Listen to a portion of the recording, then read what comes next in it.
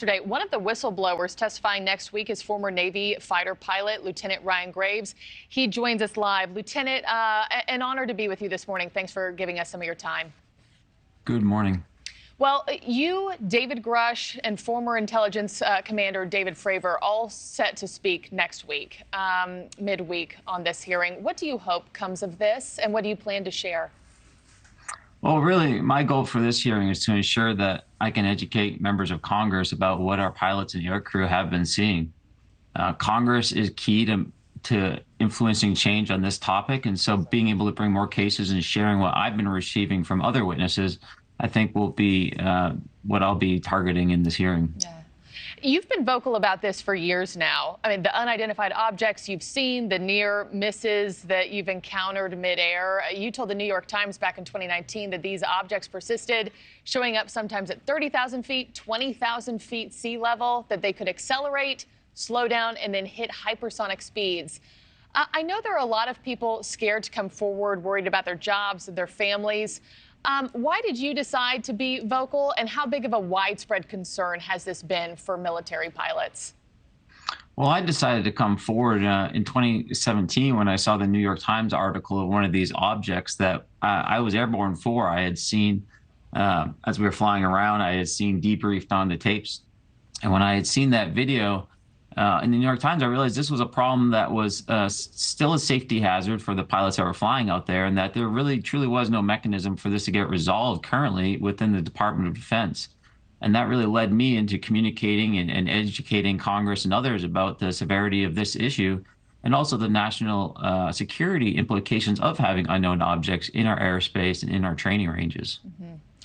And as you know, NewsNation broke the exclusive story with whistleblower David Grush, who came forward a little bit more than a month ago. His story, his allegations have led us to this moment, the hearing next week. But I got to ask you this, because there are a lot of Americans who aren't sold, right? Who have this cartoon vision of little green aliens, and they're just not buying it. And that's how Representative Tim Burchett put it yesterday. What do you tell people and lawmakers who are skeptical about what's going to be shared next week and the allegations being made here? Well, again, I think we need to just remember that this is a pretty clear issue when we zoom back out. It's simply a matter of national security and aviation safety, or perhaps for scientific curiosity. Having unknown objects in our airspace, in our commercial airspace, in our tactical training ranges are all very serious safety hazards. And yes, there is a larger conversation around what the government may have known about this and what efforts have been put into understanding this. And I'm eager, I think, like most Americans, to hear what Mr. Grush has to say about that. But again, I'll be focusing on working to destigmatize this topic so more whistleblowers, such as Grush, or more witnesses can come forward without fear to their career or their personal life. Yeah. And I know that your foundation, Americans for Safe Aerospace, has recently started the UAP Witness campaign. What's the mission there for you? What do you hope to see come of that and achieve?